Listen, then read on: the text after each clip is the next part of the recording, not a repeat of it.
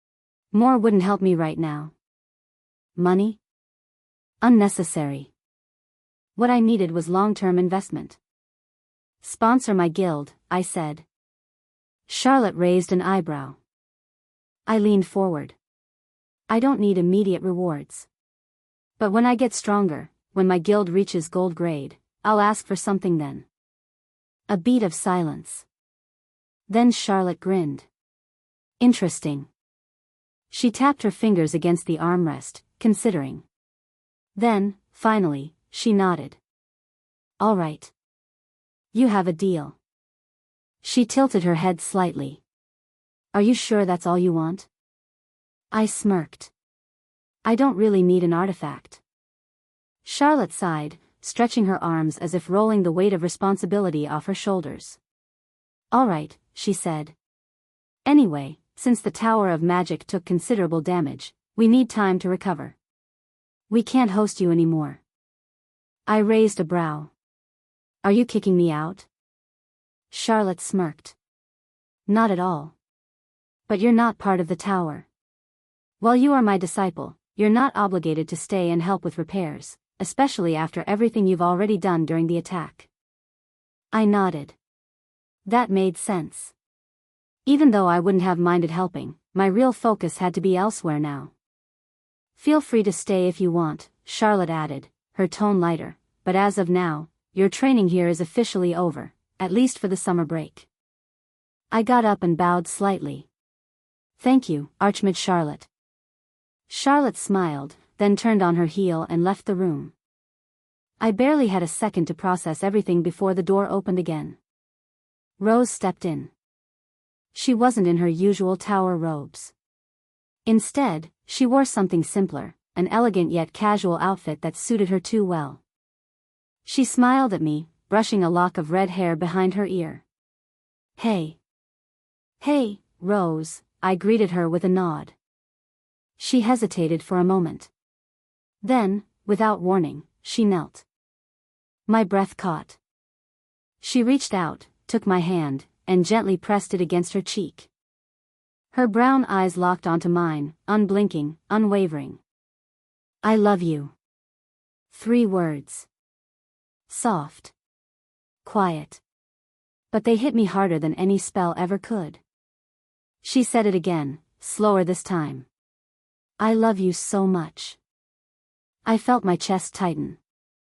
Then, her voice dropped to a whisper. So, can you love me too, even knowing I'm her daughter? I didn't even hesitate. That doesn't matter to me. Rose's breath hitched. I held her gaze, firm and steady. What matters to me is who you are. Then, finally, I said it back.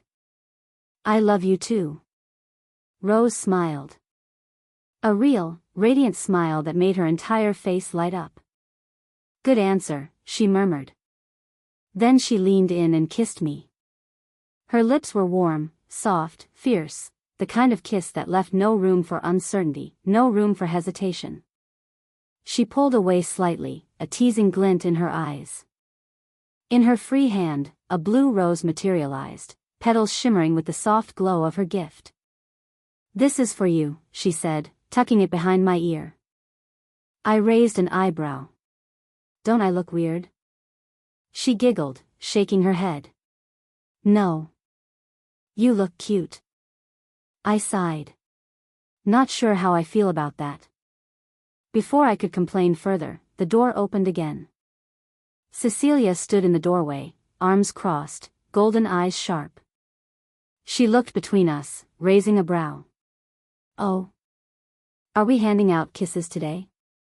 Rose didn't move. She just smirked. Jealous?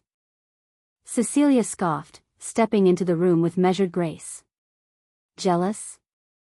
No. Then, in a single smooth movement, she reached out, grabbed my collar, and pulled me down into a kiss. It was different from Rose's. Where Rose's kiss had been fierce, Cecilia's was possessive. Slow. Deliberate. By the time she pulled away, I was pretty sure my brain had short-circuited. Now I feel better, Cecilia said, looking very pleased with herself. The Tower of Magic felt different now. The halls, once so filled with tension, now carried a strange sense of calm, as if the tower itself was exhaling after everything it had just endured.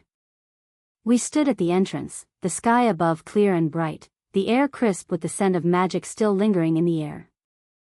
Charlotte stood beside us, arms crossed. "Try not to cause too much trouble back at Mythos Academy," she said dryly. "I won't be there to babysit you." I smirked. "You say that like I cause problems on purpose." Charlotte gave me a look. Cecilia snorted. "He totally does." Rose nodded. "Absolutely." I sighed. "Edie too?" Charlotte chuckled. Then, after a pause, she glanced at Rose. "Take care of yourself." Rose nodded. Charlotte's gaze flickered to me. "And Arthur?" I straightened. "Yeah?" She smirked. "Don't die again." Then, with a flick of her wrist, she vanished. I exhaled. Cecilia stretched, letting out a satisfied sigh. "All right. Time to head back." Rose glanced at me. "Ready?" I looked up at the sky. At the city beyond. At the future waiting ahead. Then, finally, I nodded. "Yeah. Let's go." Chapter 240, Confession. After the massive incident at the Tower of Magic, the attack, the cultists, Evelyn, nearly dying, all of it, I took a step back. For the first time in a long time, I restrained myself from jumping into more madness. I still had to recruit for Ouroboros, my future guild. I still had plans, ambitions that needed groundwork. But that could wait. For now, I just wanted to breathe. To relax. And, of course, to train.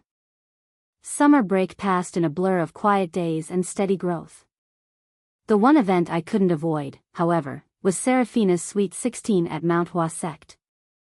It was a grand affair, as expected from a princess of one of the strongest sects in the world. Lanterns lined the courtyards, casting golden light against the twilight sky. Musicians played soft melodies on traditional instruments enhanced by mana, their notes floating through the night air.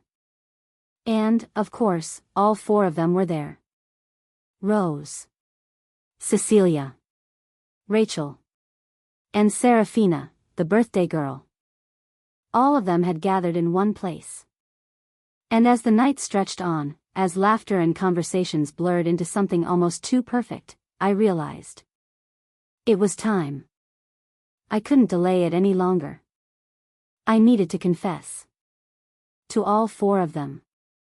A moment of truth. I led them away from the main hall, away from the music and celebration, until we reached a quiet terrace overlooking the mountains. The moon was high, bathing the world in silver light, while the distant peaks of Mount Hua stood silent and unmoving, like ancient sentinels watching over us. The four of them stood there, watching me expectantly. Rachel tilted her head, her sapphire eyes curious. "What is it, Arthur?" Cecilia crossed her arms, smirking. "You're being dramatic." Seraphina, as composed as always, simply watched me, waiting. And Rose. Rose already knew. I took a breath. No turning back now. "I love all of you." Silence. The wind stirred, carrying the scent of cherry blossoms from the gardens below. Rachel's eyes widened. Cecilia blinked. Seraphina, for the first time in a while, looked genuinely surprised. Rose? She just smiled. "I know." I chuckled, shaking my head. "Of course you did." Cecilia narrowed her eyes. "You love all of us?" I nodded. "Yes." Rachel let out a breath, staring at me as if she were trying to memorize this moment. "You mean it?" "I do." Seraphina's gaze softened, her usual calm expression shifting into something warmer. "And you're telling us together?" "Because I respect all of you," I said.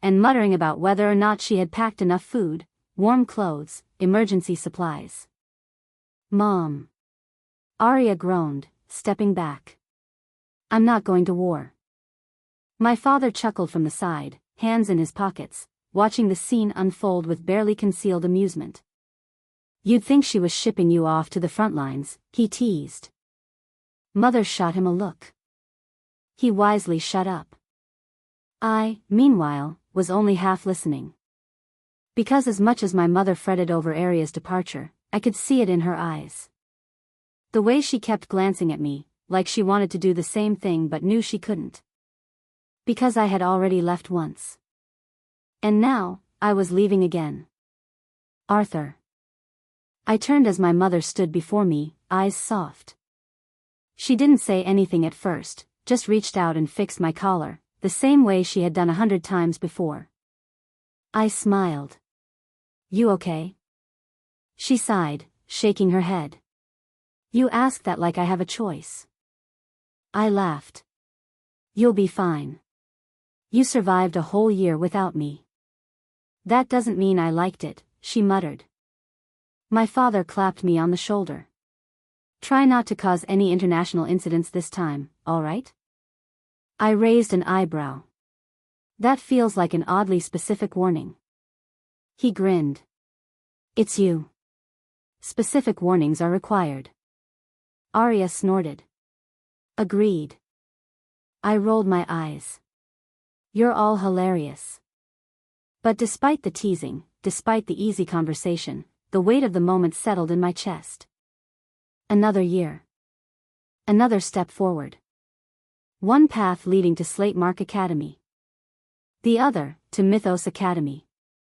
We stood there for a moment longer, the four of us in the doorway, caught in the quiet before everything changed. Then, the moment broke. All right, I sighed, adjusting my bag. Time to go. It was time for my second year at Mythos Academy.